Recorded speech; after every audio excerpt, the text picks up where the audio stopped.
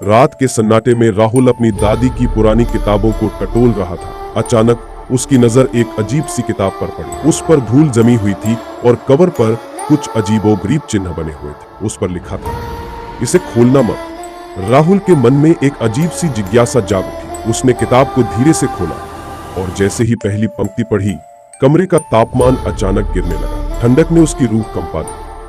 अचानक किताब के पन्ने अपने आप पलटने लगे और कमरे में हल्की हल्की सरसराहट सुनाई देने लगी। दीवारों पर काले सायों का नाच शुरू हो गया और उस किताब से एक कर्कश आवाज आई, तुमने इसे खो दिया है, अब तुम इससे बच नहीं सकते। राहुल ने डर से किताब बंद करने की कोशिश की, मगर उसके हाथ मानो जम गए थे। उसी समय किताब के पन्नों में से एक काले साए ने आकार लेना शुरू कर दिया। उसकी आंखें लाल जलती हुई और उसकी हंसी इतनी खौफनाक थी कि राहुल की सांसें थम गईं। वो साया धीरे धीरे उसकी तरफ बढ़ने लगा, जैसे किसी शिकारी ने अपने शिकार को घेर लिया हो। राहुल चीखना चाहता था, भागना चाहता था, मगर उसके कदम जमीन में जड़ हो गए थे। अचानक वो साया उसे पकड़कर किताब में खींचने लगा और अगले ही पल राहुल किताब के अंदर गायब हो गया। कमरे में अब सिर्फ किताब पड़ी थी और उस पर लिखा था, अब इसे कोई और मत खोलना।